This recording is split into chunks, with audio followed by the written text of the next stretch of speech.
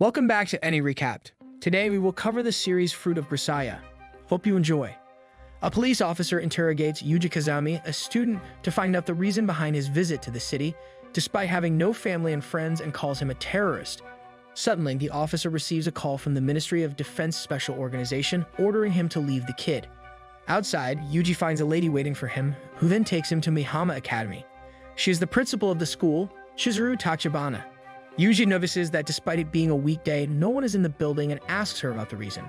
Because there are only 6 students, including you, Principal Chizuru replies. But she assures him that her school is the kind of normal educational institute he has been searching for, and then takes him to his room. Inside, Yuji meets Sachikomen, a first-year student and class representative. The principal entrusts Komin with the responsibility of showing Yuji around and leaves. Komin, as a person, is very caring and often goes out of her way to help others. She informs Yuji about the other 4 students of the school.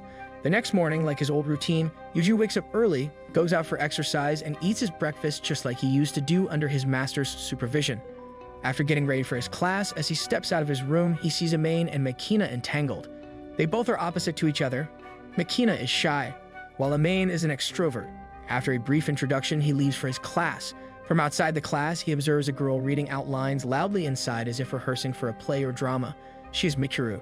He catches her off guard as she panics watching a guy come in. Trying to calm her down, Yuji finds Michiru a temperamental person with frequent mood swings. Then Komin, Amain, and Makina walk in, followed by the principal. From them, Yuji gets to know that Yumiko Sakaki only comes in the evening. Yumiko Sakaki is a beautiful brunette with long, flowing hair. However, there is more to her than just beauty. As Yuji tries to talk to her for acquaintance, she attacks with her box cutter.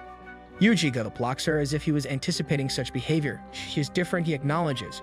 Returning to his room, Yuji notices that someone has been there already. Cautiously, he walks in to find Amanda standing there naked. Dumbfounded, he asks her what she is doing there. Amain replied she had come in to change her dress. Ignoring her, he takes out a juice bottle from the fridge and starts drinking. After Amanda leaves his room, Yuji suddenly realizes the door of the inner room is open, though he had locked it in the morning. Does she have room keys, or whether she knows how to pick a lock in the school building corridor leading to the classroom? Yumiko Sakaki tries again to kill Yuji with her box cutter from behind. However, he again dodges her attack.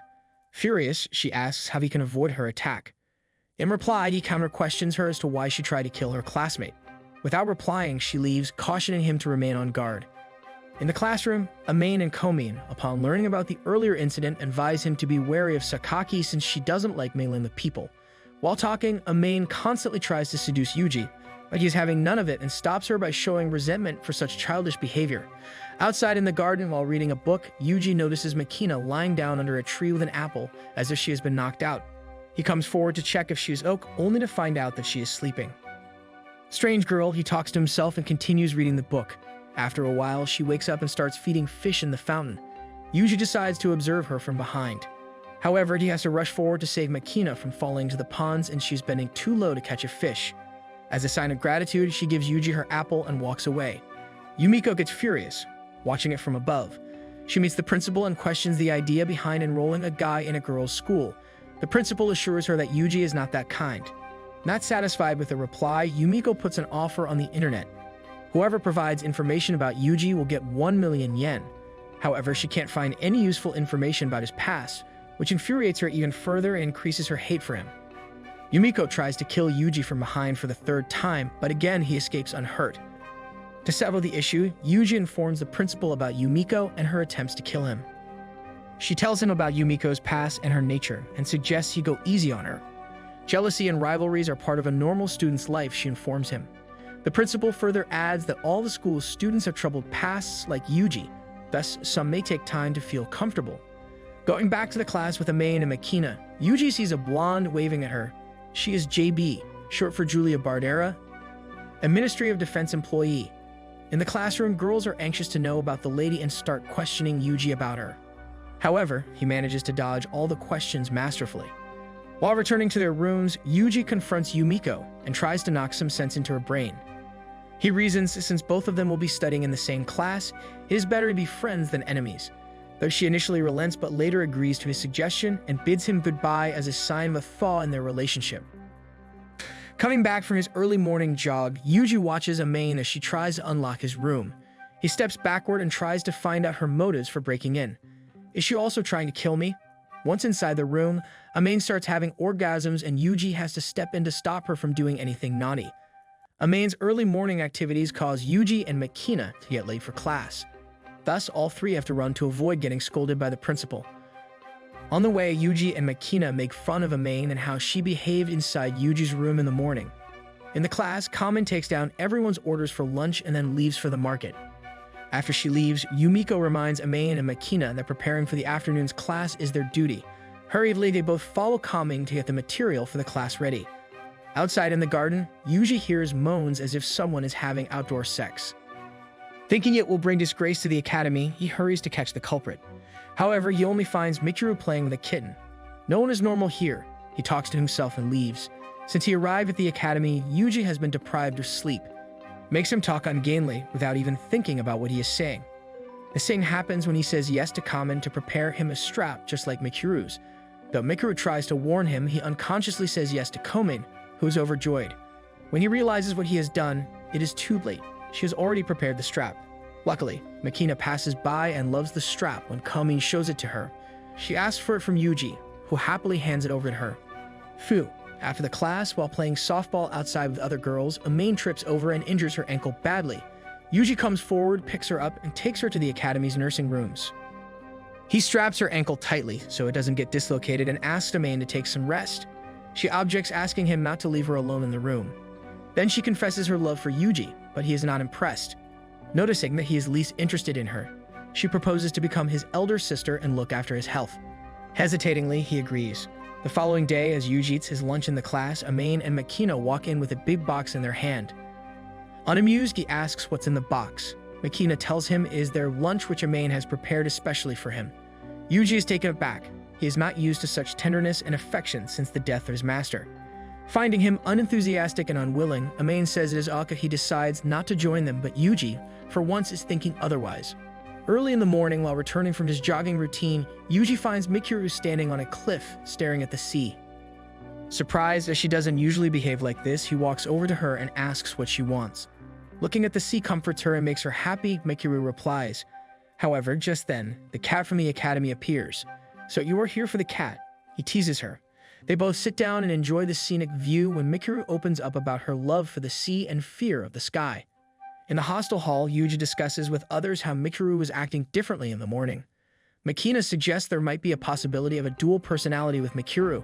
In front of people, she is different, while alone, she is different. They all agree to keep an eye on her to avoid any harm and leave for their rooms. As soon as Yuji switches on the bulb in his room, it blackens out. What? Suddenly, he hears a terrible voice coming from the girls' rooms and then a scream. It is Yumiko. He scurries towards the hall and finds her standing there all scared. Then Michiru comes out of her room making weird noises. What has happened to her? Does she have dual personalities?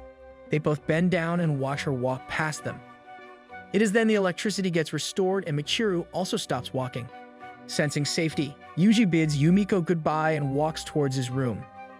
Kamen then comes out of her room with a broom. Yuji asks her what she's doing. She replies that Michiru often sleepwalks at night and spoils the floor. Thus, she's cleaning it before anyone gets hurt. He looks at Michiru and the mess she's created and goes inside his room, bidding Kamen good night. The following day, coming back from the academy, Yuji finds Kamen, Amain, and Makina having a discussion. Watching him come in, they ask if men and women can be best friends. Unsure about the correct answer, he excuses himself from replying. They present the same question to Yumiko, who's going out.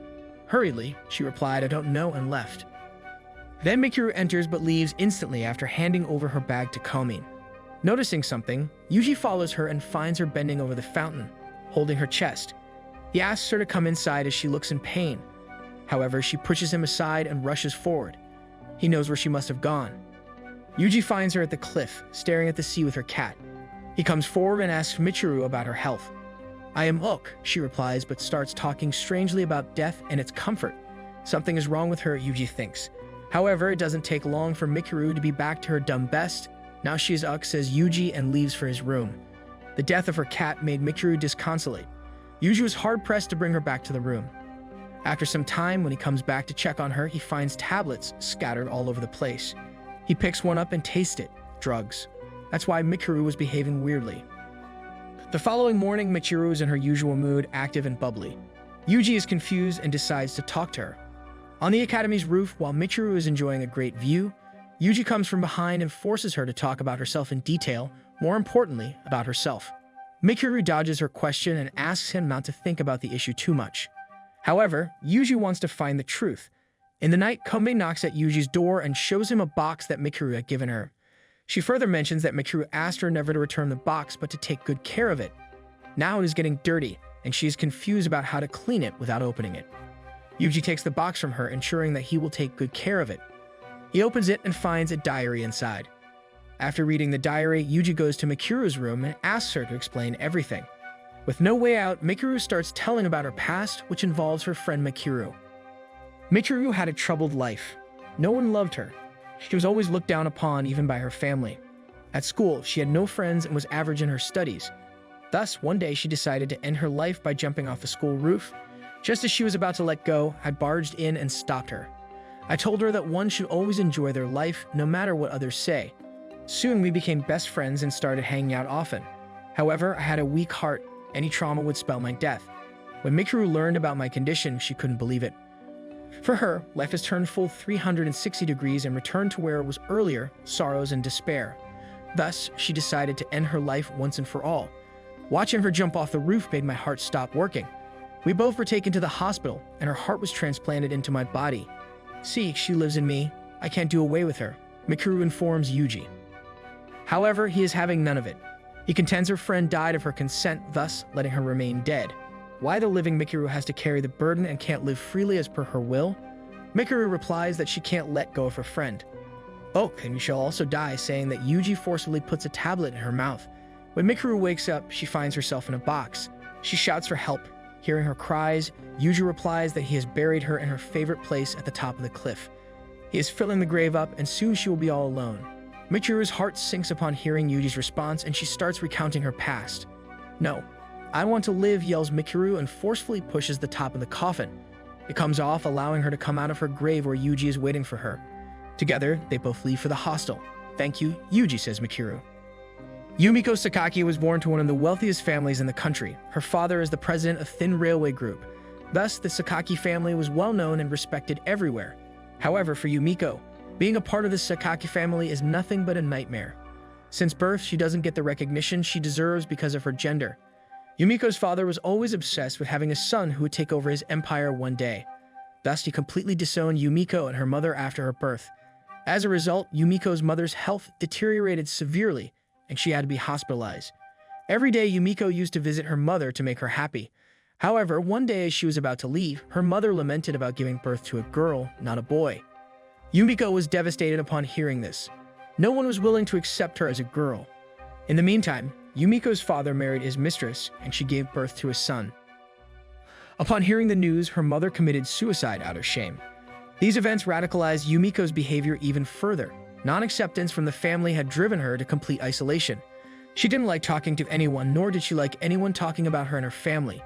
Yumiko was so desperate that one day she cut the hand of one of her classmates with her box cutter after hearing her talk about Yumiko's family. Soon, though, her brother died and her father had no choice but to make her his business heir. Yumiko had gone too far with her hatred for the family by that time. To keep her safe, Yumiko's father built Mihama Academy and sent her there for education, hoping that one day she will recover from her mental trauma and assume her rightful role in the business. Also, to keep an eye on her activities, he asked the Ministry of Defense to send one of their spies, Yuji. Upon discovering that Yuji cannot get close to Yumiko, her father asks JB to force Yuji to compel Yumiko to return home, otherwise he will send his men to attack Yumiko, which will change her mind about staying in the academy. Sensing the futility of the discussion, JB takes leave. The next day, while outside with Yuji, Yumiko is attacked. However, Yuji takes care of the attackers and they return safely. Infuriated, Yumiko's father sends her a proposal. Return home now or the academy will be closed. She accepts the offer. When he comes to pick her up, Yumiko starts firing, prompting everyone to take evasive action. Her father tries to talk sense into her, but she doesn't relent. Soon she runs out of bullets, and as her father runs toward her, she blows herself up. The death of the only child devastates Yumiko's father as he realizes the importance of an individual irrespective of gender. In her memory, he allows the academy to keep functioning. Though for everyone Yumiko had died, in reality she was alive. Will other girls also find solace in their troubled past? Our next video will reveal all the details, so make sure to subscribe and hit the bell icon. Thank you for watching. You have been fantastic.